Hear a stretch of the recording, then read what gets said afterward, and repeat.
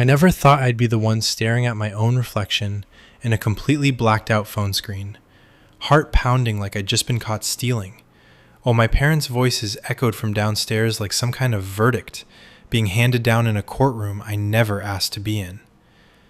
But here I am, 18 years old, supposedly a legal adult, and I'm sitting on the edge of my bed wondering how the hell my life just got hijacked by parental controls, like I was still in primary school. What kind of mistake could I have made that pushed them this far?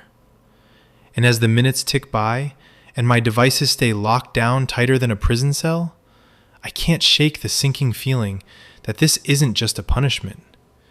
This might be the moment everything I've been trying to rebuild starts crumbling for good. It all started earlier that day, the kind of ordinary Tuesday that feels heavy from the second your alarm goes off. I'd been dragging myself through sixth form for months now, the weight of those upcoming May exams hanging over me like a storm cloud that never quite breaks. Don't get me wrong, I knew I was slipping. That math smock? Yeah, 36%. It wasn't just bad. It was the kind of score that stares back at you on the paper like a neon sign screaming, "You're screwed." I remember sitting in the stuffy classroom, the fluorescent lights buzzing overhead, while the teacher slid the graded test across my desk without a word. The ink on the page looked almost mocking, red slashes everywhere, equations I'd half-arsed because my brain had been foggy for weeks. My stomach twisted right there in my seat. I could feel the heat creeping up my neck, that familiar mix of shame and frustration that makes you want to disappear into the floor. The truth is, I hadn't been revising like I should have. I'd told my parents I would. I always told them I would. But if I'm being brutally honest with myself, and with you right now, I hadn't touched a single textbook in days, maybe weeks. It wasn't laziness, not exactly. Or at least, that's what I kept telling myself in my head every night when the guilt kept me up. I'd been trying to fix my sleep schedule, forcing myself to bed earlier, organizing my notes, setting up a little study corner in my room with those fancy highlighters I bought on a whim. I was building the foundation, you know? Trying to get my head right before I dove into the actual work. But every time my parents brought it up, and they brought it up constantly, like clockwork, I'd get snappy. "Yeah, I'm on it," I'd mutter, rolling my eyes just enough to show I was annoyed, but not enough to start World War III. Inside, though, my chest would tighten. I felt like I was drowning in their expectations, and every reminder just made me push back harder. Why couldn't they see I was trying? Why did it always feel like I was failing before I even started? The walk home from school that afternoon was the longest I'd ever taken. The streets in our quiet suburban neighborhood looked the same as always. Neat lawns, cars parked in driveways, kids kicking a ball around a couple blocks over. But everything felt sharper, more intense. The sun was dipping low, casting long shadows that stretched across the pavement like fingers reaching out to pull me back. My backpack felt heavier than usual, stuffed with that damn maths paper folded at the bottom like evidence in a trial. I kept replaying the conversation I knew was coming. Mum would be in the kitchen, probably chopping vegetables for dinner with that focused look on her face, the one that said she was already mentally preparing for a fight. Dad would be in his office, tie loosened after a long day at work, scrolling through his laptop, but ready to jump in the second Mum called him. They'd always been like that, a united front, the kind of parents who read every parenting book and took involved to a whole new level. Growing up, it was cute, I guess. They showed up to every football match, every parent-teacher meeting, cheered louder than anyone else. But now, at 18, it felt suffocating. Like they couldn't let go of the little boy version of me, even though I was shaving every morning and filling out university applications on my own.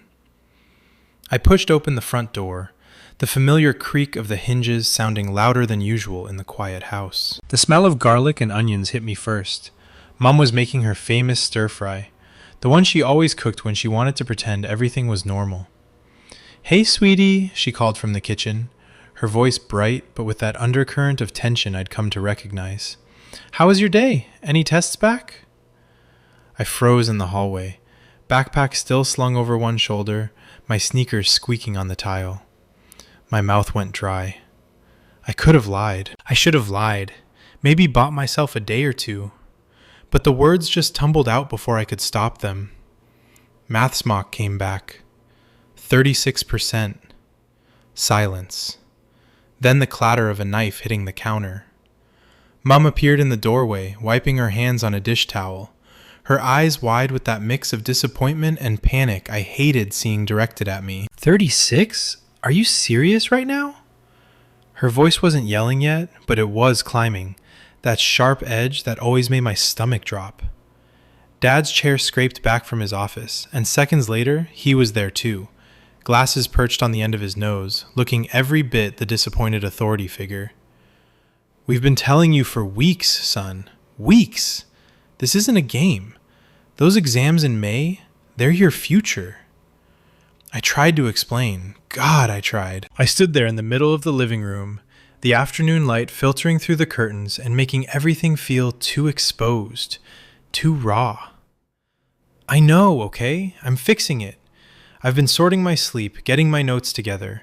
I'm not just sitting around. But they weren't hearing me. Their faces were flushed, voices overlapping in that way they do when they tag team a lecture. Mum's hands were gesturing wildly, Dad's jaw set like he was making a decision right then and there. I felt the heat rising in my cheeks, that prickling embarrassment that comes when you know you're in the wrong, but you're too proud to fully admit it. My heart was hammering against my ribs so hard I could hear it in my ears. This wasn't just about the grade. This was about all the little lies I'd been feeding them. The snappy comebacks, the way I'd been avoiding the work because what? Because scrolling through my phone at night felt easier than facing how behind I really was? Before I knew it, they were in full crisis mode. Dad grabbed my phone right out of my hand, literally snatched it while I was still mid-sentence. And Mum marched over to my PC in the corner of the living room like she owned the damn thing. Which, technically, I guess they did, since they bought it. This stops now, Dad said, his voice low and final, the kind that used to scare me when I was a kid. They spent the next hour huddled over the devices, fingers flying across screens and keyboards. I watched from the couch, feeling smaller by the second, like I was shrinking back into the 10-year-old who got grounded for sneaking cookies. They linked everything to their accounts, phone, PC, even my streaming stuff. App limits, screen time caps, content restrictions that blocked half the shows I watched. Your device is shut down at 9:30 every night, Mum announced, not even looking up from the settings menu. 2 hours max on your phone, 6 on the PC, and that includes homework. Weekends too. Holidays. No exceptions. I exploded. I'm 18. I'm an adult. You can't just... But Dad cut me off, calm in that terrifying way he gets when he's made up his mind. Living under our roof means you follow our rules. You want to be treated like an adult? Prove you're responsible first. Until your attitude and your revision improve immediately, these stay on. And if it doesn't get better, we make them stricter. Mum nodded along, adding, "You're still our child, no matter what the law says. We love you too much to watch you throw this away." The words hit like punches. I felt the bile rising in my throat, hot and bitter. Humiliated doesn't even cover it. My face burned, my hands clenched into fists at my sides, and I could feel tears pricking at the corners of my eyes. Not from sadness, but from pure, raw rage mixed with something deeper. Something that felt like betrayal. This was my life they were locking down. My friends were out there right now, probably texting about late-night gaming sessions or binging the new season of whatever show we were all obsessed with. And here I was, about to have to explain why my phone dies at 9:30 like some kid with a bedtime. I stormed upstairs without another word, slamming my door so hard the frame rattled. The sound echoed in my room, the posters on the walls suddenly looking childish, the clutter of my desk a reminder of how disorganized I'd let everything get.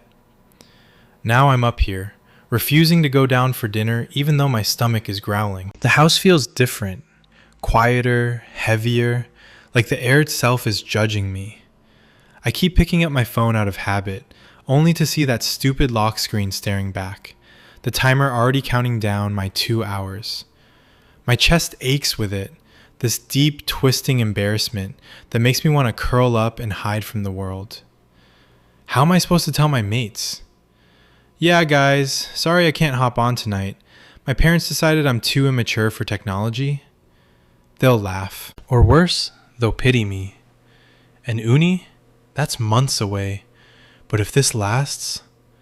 God, the thought of showing up to lectures with my parents still monitoring my every scroll makes my skin crawl. I keep replaying their faces downstairs, the way they looked at me, not just angry, but scared, like they really believed I was on the edge of ruining everything. Part of me gets it. I do. But the rest of me? The part that's 18 and desperate for some shred of independence? It feels like they just stripped away the last bit of trust I had left in myself. My mind's racing now, thoughts tumbling over each other in the dim light of my room. The clock ticking toward that 9:30 shutdown, the silence pressing in from all sides. What if this is it? What if I can't claw my way back from this? I'm lying here on my bed, staring at the ceiling cracks I've memorized over the years, feeling the weight of it all settle heavy on my chest like a blanket I can't throw off. The hours dragged on like they were stuck in molasses, that heavy kind of silence, wrapping around my room until even the hum of the fridge downstairs felt like it was mocking me. I kept checking the clock on my wall, those glowing red numbers ticking closer and closer to 9:30. My phone already buzzing with warnings about the shutdown. My chest felt tight, like someone had wrapped a rubber band around my lungs and was slowly pulling it tighter with every breath. I'd always prided myself on being the laid-back one in the family, the kid who didn't cause drama, who just went with the flow. But right then, lying there with my arms crossed over my chest, staring up at the faint glow-in-the-dark stars I'd stuck on the ceiling when I was 12, God, they looked so pathetic now. I felt anything but laid back. I felt exposed, stripped bare. Like every scroll I'd ever wasted, every late-night gaming session I'd snuck in, was suddenly on display for my parents to judge. I thought about texting my best mate Jake, just to vent. My fingers hovered over the keyboard, thumbs itching to type out the whole humiliating story. Dude, my parents went full psycho mode today. But then the screen flashed another warning. 30 minutes left. What was I even supposed to say? Hey, sorry I can't join the Discord call tonight. Parental controls got me on a leash like a damn toddler. The embarrassment burned hot in my gut, twisting like a knife. Jake and the lads had been blowing up the group chat all evening about that new shooter game dropping at midnight. We'd planned to grind levels together until the sun came up, same as always. Now, I'd be the ghost in the chat, the one who dips out early because mom and dad decided I couldn't be trusted with my own damn time. I could already picture their replies, pitying emojis, half-joking jabs that would sting more than they meant to. Bro, you good? Yeah, I'm great. Just living the dream as an 18-year-old prisoner in my own house. Sleep didn't come easy that night. The parental controls shut everything down right on schedule. Phone black, PC locked with some stupid family safety message splashed across the screen like a scarlet letter. The room went dark, but my mind stayed lit up like a fireworks show, replaying every word from downstairs. Prove you're responsible. Still our child. Dad's voice had that calm, measured tone he uses when he's trying not to lose it. The one that always made me feel smaller than I was. Mum's eyes, though. Those were the worst. They weren't just angry. They were scared. I could see it now in the quiet of my room, the way her hands had trembled just a little while she typed in those restrictions. They really believed I was spiraling. That one bad maths mock was the start of me throwing away everything they'd worked for. And the sick part? Deep down, under all the rage boiling in my veins, I knew they weren't completely wrong. I hadn't revised. Not really. I'd been telling myself I was preparing by fixing my sleep, but that was just code for procrastinating, for avoiding the stack of books that felt like mountains I didn't know how to climb. My throat tightened at the thought, a lump forming that I couldn't swallow down. What if they were right? What if I needed this kick in the arse, even if it came wrapped in the most humiliating package imaginable? Morning hit like a slap, sun streaming through the curtains, birds chirping outside like the world hadn't ended yesterday. I dragged myself downstairs for breakfast, the house smelling of fresh coffee and toast, that normalcy clashing hard against the storm still raging in my head. Mum was at the counter, flipping eggs with that forced cheer in her voice. "Morning, love. Sleep okay?" I didn't answer, just grabbed a plate, shoveled food in without looking at her, the silence between us thick enough to cut with a knife. Dad came in from the garden, newspaper under his arm, and tried the same small talk. "Big day at school? Any more mocks coming up?" Nothing. I stared at my plate, fork scraping louder than necessary against the ceramic, my jaw clenched so tight it ached. Part of me wanted to scream at them, to lay it all out, how this wasn't helping, how it was making me want to rebel even harder. But the bigger part, the humiliated, exhausted part, it just wanted to disappear. I felt their eyes on me the whole time, heavy with worry and frustration, like they were waiting for me to crack and apologize. But I wasn't ready. Not yet. Not when my phone was already buzzing in my pocket with its new restrictions, the screen time counter mocking me from the corner. School was its own special kind of torture. The bus ride felt endless, kids laughing and chatting around me while I sat there with my earbuds in, pretending to listen to music that had cut off after my 2-hour limit yesterday. My friends noticed right away at lunch. Jake sliding into the seat across from me, eyebrows raised. "Yo, where were you last night? We destroyed that raid without you." I mumbled something about being tired, keeping my eyes on my sandwich, but he wasn't buying it. "Dude, your text went dead at like 9. Everything cool at home?" "Cool. Yeah, super cool." I felt the heat creep up my neck again, that familiar flush of shame. I wanted to tell him the truth, to unload the whole mess, but the words stuck. Instead, I just shrugged. Parents being parents, no big deal. But it was a big deal. Every notification I ignored during class, every time my phone locked me out mid-scroll through memes in the hallway, it all piled up, making me feel like I was walking around with a giant supervised stamp on my forehead. The other guys in our group started joking about it later. Light-hearted stuff, but it cut deep. "Bet your mom's got you on a curfew too, huh?" Ha! If only they knew. By the time I got home, the tension in the house had thickened into something almost tangible, like fog you could reach out and touch. I went straight to my room again, slamming the door a little softer this time, but still loud enough to send a message. The PC sat there on my desk, taunting me with its 6-hour limit. Enough for homework, sure, but what about the escape I needed after a day like this? I powered it on, the fan whirring to life, and tried to force myself into revision mode. Maths notes spread out, calculator in hand. But my brain kept drifting. Every few minutes, a pop-up would remind me of the controls, linking back to my parents' accounts like invisible chains. I pictured them downstairs, checking their phones every hour, seeing exactly what I was doing. It made my skin crawl.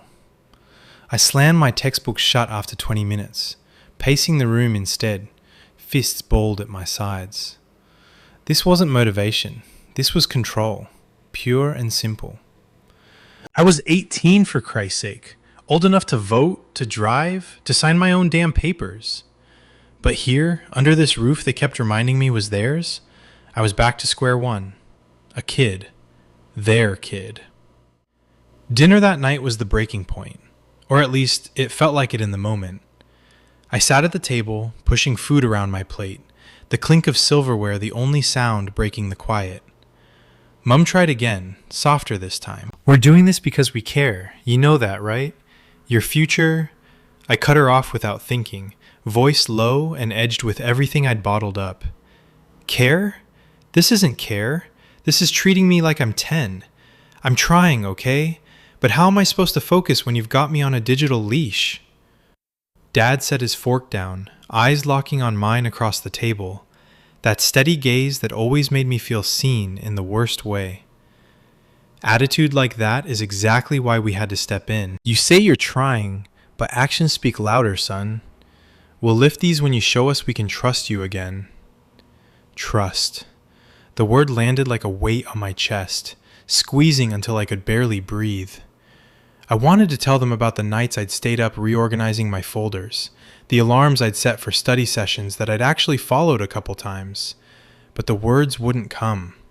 Instead, I just nodded once, sharp and silent, and excused myself back upstairs. Lying in bed again that evening, the house settling into its nighttime quiet, I felt the exhaustion hit me all at once.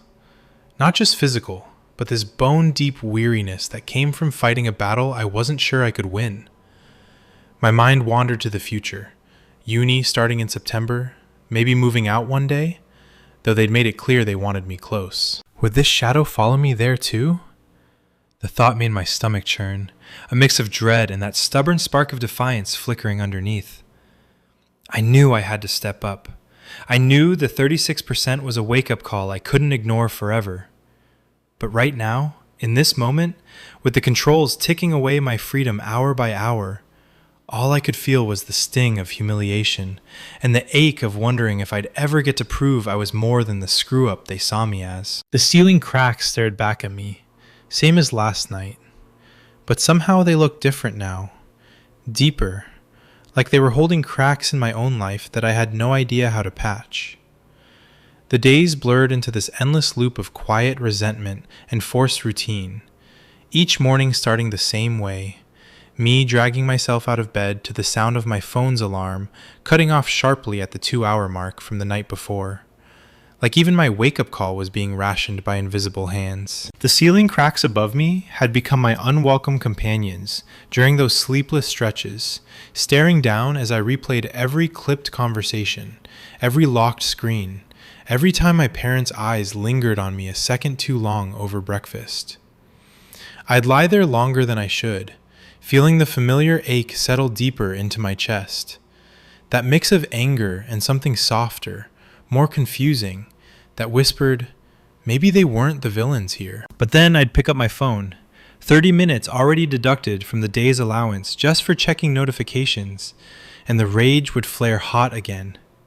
2 hours total? For everything? It wasn't just inconvenient. It felt like they'd reached into my brain and flipped a switch that turned my entire world into a monitored cage. School became this weird performance I had to nail every single day. I'd sit in class, notebook open, pretending to focus on the teacher's droning voice about quadratic equations or whatever, but my mind kept drifting to the group chat, blowing up on my silenced phone. Jake had texted me privately the night before. "Mate, you ghosting us now? What's going on?" I'd typed back a quick, "Family stuff, all good." But the lie tasted sour even as I hit send. At lunch, the lads were all there in the cafeteria, trays clattering, laughter echoing off the walls like it was just another normal day. The smell of greasy chips and overcooked pizza hung thick in the air, mixing with the chatter about weekend plans, someone's house party, a late-night FIFA tournament online. I slid into my usual seat, forcing a grin that felt painted on. "You in for the game tonight?" one of them asked, elbowing me. My stomach twisted. "Nah, can't. Got stuff." They pressed, of course they did. Jokes flying about me turning into a hermit. I laughed it off, but inside I was dying a little. How do you explain to your mates that your parents have you on digital house arrest without sounding like the biggest loser in sixth form? The embarrassment clawed at me the whole time, making the food taste like cardboard, my laughs too loud and fake. I kept glancing at the clock on the wall, counting down the minutes until my phone would lock me out again mid-conversation on the bus ride home. Back at the house, the tension never eased. It was like walking into a minefield every afternoon. The front door creaking open to the same garlic-scented kitchen, Mum humming some old song under her breath while she prepped dinner, Dad in his chair with the paper, but both of them watching me now. Not obviously, but I could feel it, that parental radar tuned to my every move. I'd head straight to my room most days, firing up the PC within its 6-hour window, textbooks spread out like some kind of battle plan. I tried, I really did. Sat there for hours forcing myself through those maths problems, pencil scratching against paper, the fan in the computer whirring like it was judging my slow progress. But every time a notification popped up, some app begging for attention, a friend's message flashing before the screen time warning kicked in, my focus shattered. I'd slam the mouse down, muttering curses under my breath, feeling the frustration build like pressure in a shaken soda bottle.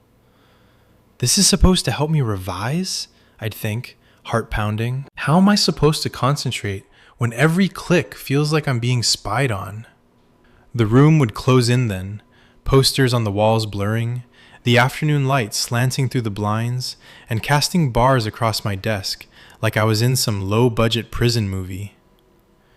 One evening, it all boiled over during what should have been a normal family dinner. The table was set like always, plates steaming with roast chicken and veggies, the kind of meal Mum made when she was trying to smooth things over without saying it outright. I sat there poking at my food, the fork tine scraping louder than necessary against the plate. Dad cleared his throat after a few minutes of that awful silence. "How's the revision going, son?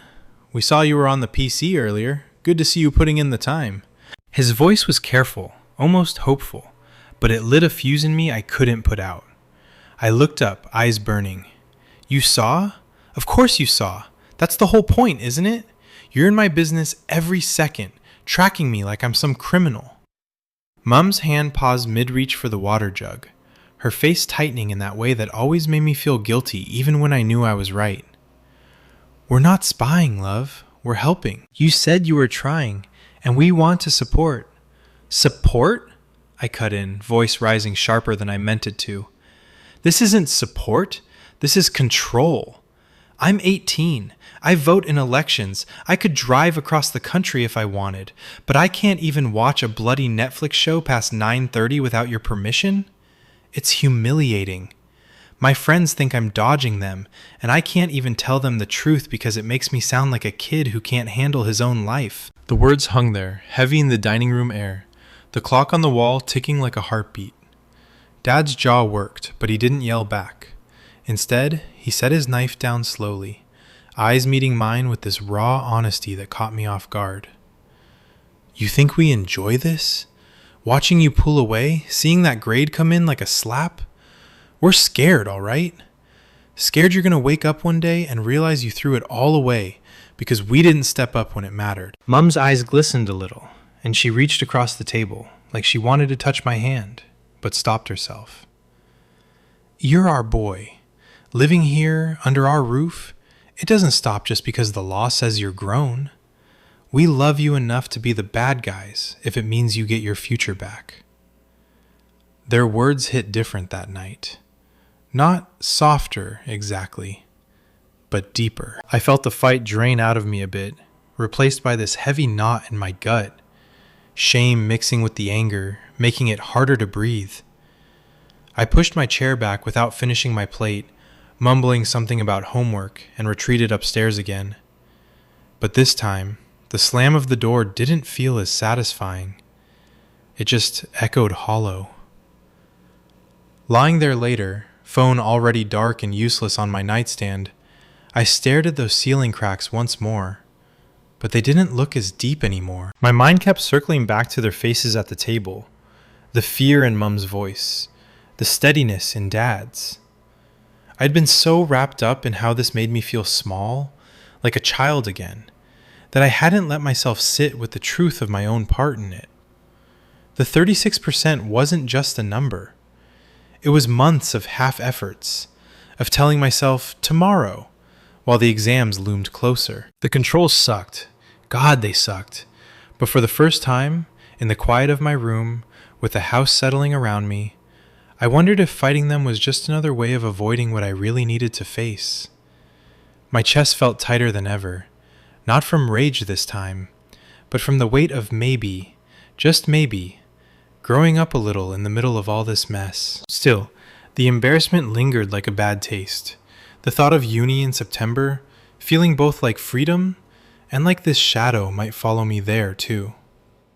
I rolled over, pulling the covers up, wondering how long I could keep pretending everything was fine when it so clearly wasn't. The next morning came too soon, the sunlight slicing through my curtains like it was personally mocking the fog in my head. I rolled out of bed with that same heavy ache in my chest, the one that had settled in like an unwelcome roommate who wouldn't leave no matter how many times you slammed the door. My phone, already down to its pitiful daily allowance, vibrated on the nightstand with a reminder. Screen time starting now. I grabbed it anyway, scrolling through the group chat with one eye on the clock, heart racing because I knew any second it could lock me out mid-reply. Jake had sent another message overnight. Seriously, bro, you alive? We're hitting the pitch after school if you're down. The words blurred for a second. Down? How was I supposed to be down for anything when my entire life felt like it was running on a timer set by someone else? I typed back a quick, can't, revision, but the lie burned. Revision. Yeah, right. Under these rules, it was more like forced labor with an audience. Downstairs, the kitchen smelled like burnt toast and fresh coffee, the kind of normal that made the tension feel even more twisted. Mum was at the stove, flipping pancakes with this careful precision, like if she got the flip just right, maybe the whole mess between us would sort itself out. Dad was already at the table, newspaper open, but his eyes flicking up the second I walked in. Morning, he said, voice neutral but loaded. I grunted something that wasn't quite words and sat down, shoveling food into my mouth without tasting it.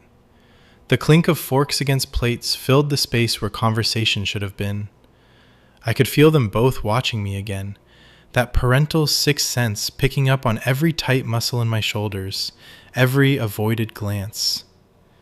Part of me wanted to snap, to throw the plate and yell about how this wasn't fair, how I was suffocating under their help. But another part, the one that had kept me up half the night staring at those ceiling cracks, wondered if yelling would just prove their point. I was 18, yeah, but right then, I felt like I was regressing, shrinking back into the kid who used to hide under the covers when he messed up. School dragged worse than usual. The hallways buzzed with the usual energy, lockers slamming, kids laughing about weekend plans, but I moved through it like a ghost. In maths class, I actually cracked open my notebook for once, the red 36% still haunting the margins of my mind. The teacher was going over some practice problems, voice droning on about derivatives or whatever, and for the first time in weeks, I forced myself to follow along. My pencil moved across the page, numbers and symbols scratching out in neat rows, because, honestly, what else was there to do? My phone was already half used from the bus ride, so no distractions there. It was almost funny, in a bitter way. The controls were doing exactly what my parents hoped, squeezing me into this narrow window of focus. But it didn't feel like growth. It felt like punishment. My leg bounced under the desk the whole period, that restless energy building until I thought I might explode. By lunch, the lads were waiting in our usual spot, the cafeteria air thick with the smell of chips and chatter. Jake spotted me first, waving me over with that easy grin. Finally, man. You in for the match tonight? We need our goalie. I froze, tray in hand, the heat creeping up my neck again.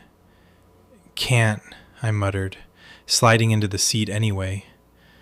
Parents got me on lockdown, revision rules or whatever. They laughed at first, thinking it was a joke, but when I didn't crack a smile, the table went quiet. Wait, seriously? One of them asked, eyebrows shooting up. Like actual parental controls? At 18? The pity in their voices hit harder than any insult. I shrugged it off, forcing a laugh that sounded fake even to me.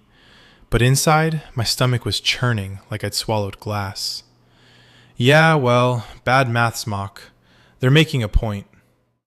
I explained the limits, the 9:30 shutdown, the 2-hour phone cap, like it was no big deal. But every word made me feel smaller. They tried to play it cool, cracking jokes about baby monitors for adults, but I could see the glances they exchanged. The ones that said, "Poor guy, can't even game with us anymore." I excused myself early, claiming I had to study, and spent the rest of the afternoon in the library with my books spread out, the clock ticking down my PC time back home like a bomb. The walk home felt longer, the suburban streets blurring past as my mind raced ahead. I kept thinking about how I'd explain this to everyone else. Friends, maybe even that girl in my English class I'd been eyeing for weeks. Would she think I was some immature loser who couldn't handle his own life? The embarrassment sat heavy in my gut, a constant low hum that made my steps drag. When I pushed through the front door, the house was quiet except for the faint clatter from the kitchen. Mum poked her head out, her face softening a little when she saw me. "How was school? Get any revision done?" I wanted to ignore her, to storm upstairs like I had every day since it happened. But something in her tone, the genuine worry, the way her hands twisted the dish towel, made me pause in the hallway. "Yeah," I said, voice flat. "Some." She nodded, but I could see the hope flicker in her eyes, like maybe this was the start of me coming around. Dad appeared behind her, arms crossed, but not in anger this time. "We're proud of you for trying, son. We know it's tough, but..." I cut him off with a look, the rage bubbling back up. "Tough? You have no idea. I feel like a prisoner in my own house. Friends think I'm ditching them. I can't even stay up late to watch a movie without it cutting off like I'm 5. This isn't helping me grow up. It's making me hate being here." The words spilled out sharper than I planned, echoing off the walls. Mum's face crumpled just a fraction, and Dad's shoulders sagged. For a second, the air between us felt electric, like one wrong breath could set it all off. But they didn't yell. Dad just sighed, running a hand through his hair. "We get it, we do. But running from this won't fix the grade or the habits. We love you enough to hold the line until you show us you can." Love. The word landed soft but heavy, cracking something in my chest I didn't want to name. I turned away without another word, feet pounding up the stairs, door shutting behind me with a click that felt final. In my room, I dropped onto the bed, the familiar creak of the mattress mixing with the thud of my heartbeat. The PC sat there, 6 hours ticking away, but I couldn't bring myself to touch it yet. Instead, I lay back, staring at the ceiling again, the cracks looking less like flaws and more like roads leading nowhere. The humiliation hadn't faded. It burned brighter now, mixed with this confusing swirl of guilt and defiance. I kept picturing my friends laughing without me, my future slipping if I didn't step up. My parents downstairs probably talking about me in hushed voices, like I was some project they were trying to salvage. Part of me wanted to prove them wrong, to dive into those books and ace the next mock just to shove it in their faces. But the bigger part, the one still raw from being treated like a child, it just wanted to stay mad, to refuse the olive branch they kept extending. I picked up my phone, down to its last 30 minutes, and scrolled through old photos, the ones from before all this, when nights were endless and freedom felt like a given. The weight on my chest pressed harder, a visceral ache that made it tough to breathe deep. How long could I keep this up? Refusing to talk, locking myself away, letting the controls dictate my every move while I stewed in silence? The house felt smaller every day, the walls closing in with the vibe of a place that used to be home, but now just reminded me how far I'd fallen in their eyes. I sighed into the quiet, the evening light fading outside my window, casting long shadows across the floor. My mind wouldn't shut off, looping through it all. The maths mock, the snappy attitudes, the way their faces had looked when they set those restrictions. I wasn't ready to forgive. Not yet. But in the back of my head, a a tiny voice whispered that maybe, just maybe, being mad wasn't the win I thought it was. It was just another way of hiding from the work I still had to do. The day started bleeding together after that. A gray haze of forced routines and quiet battles I fought mostly in my own head.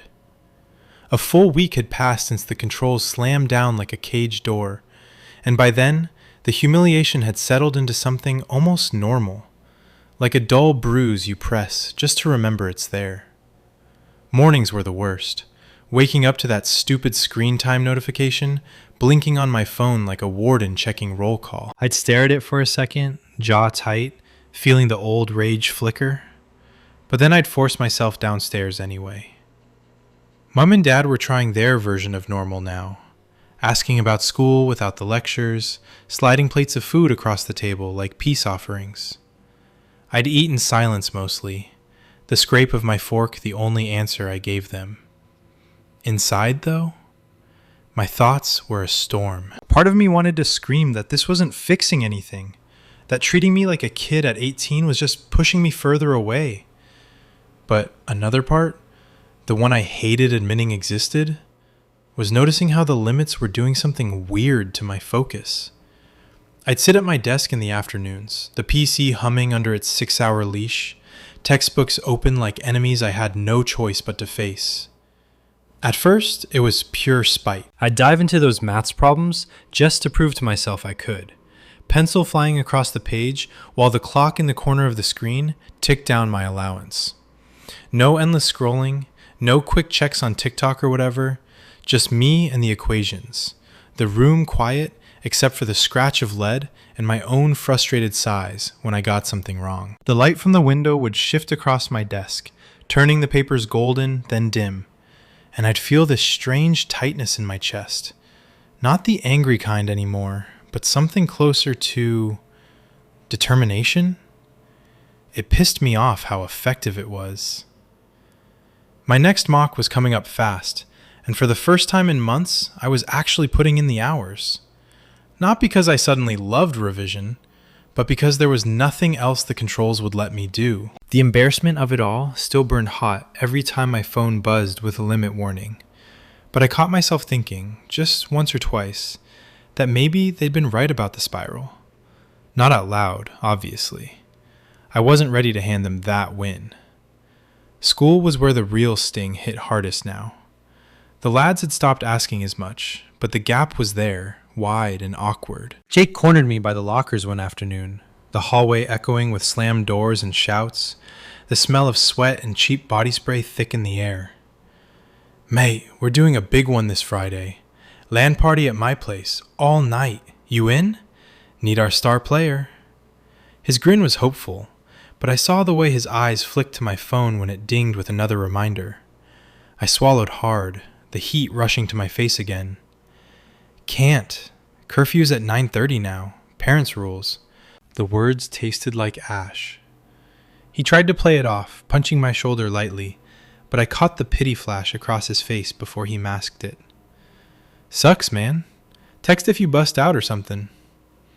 I forced a laugh and walked away, backpack heavier than it should have been, the fluorescent lights buzzing overhead like they were laughing at me too. That night, lying in bed with everything shut down early, I could almost hear the distant sounds of the world moving on without me. Friends grinding levels, laughing, living. My room felt smaller, the posters on the walls faded and juvenile. The weight in my chest was back, heavier, pressing until my breath came short and shallow. Was this what growing up looked like? Or was it just me getting punished for being honest about my screw-ups? The real breaking point came on a rainy Thursday evening, the kind where the downpour hammered the windows like it was trying to get in. I'd spent the whole day in the library after school, forcing through another practice paper, and when I got home the house smelled like lasagna, Mum's comfort food, the one she made when words weren't enough. Dinner started quiet, same as always, but the tension felt different tonight, thicker, like we'd all reached some invisible line. I pushed my food around for a bit, then Dad set his glass down with a soft clink. "Son, we've seen the hours you've been logging on the PC. The reports show you're actually studying. We're proud of that." His voice was low, careful, no victory lap. Mum nodded beside him, her eyes soft in the warm kitchen light. Something cracked inside me then. I looked up, throat tight, the rain outside mirroring the storm in my head. Proud? You think this makes it okay? I'm 18, Dad. I feel like a prisoner every single day. My friends are living their lives, and I'm here explaining why I can't even stay up for a movie. It's humiliating. I'm embarrassed to even look them in the eye. My voice cracked on the last word, and I hated it. Hated how raw it sounded, how the tears pricked hot at the corners of my eyes. But I kept going, the words spilling out like they'd been waiting weeks. I know I messed up with the mock. I know I was snappy and avoided it, but this makes me want to fight you even more. How am I supposed to become responsible when you won't let me make my own mistakes?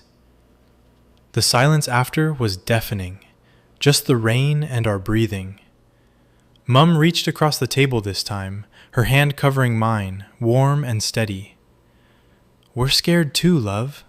Scared we waited too long to step in, but seeing you try, it's working, isn't it? Even if it hurts. Dad's eyes met mine, steady but tired, the lines on his face deeper than I remembered. You're right about one thing. You are 18, and when you prove it, these come off. No questions. Until then, we're in this together, even if it feels like war. I pulled my hand back, not because I was mad anymore, but because the emotion was too much, swelling in my throat until I could barely speak. I nodded once, sharp, and excused myself upstairs before the tears could fall. In my room, the ceiling cracks looked different now. Less like traps, more like scars that had started to heal. I sat on the edge of the bed, phone dark beside me, and let myself feel it all. The anger, the shame, the tiny spark of relief that maybe, just maybe, this mess was pushing me towards something better. The controls still sucked. The humiliation still lingered like smoke after a fire. But for the first time, I wasn't sure I was completely in the right for staying mad. I'm still trying to process all of this. What would you have done if you were in my shoes? Let me know in the comments. And if you want to hear more of my journey, make sure to subscribe.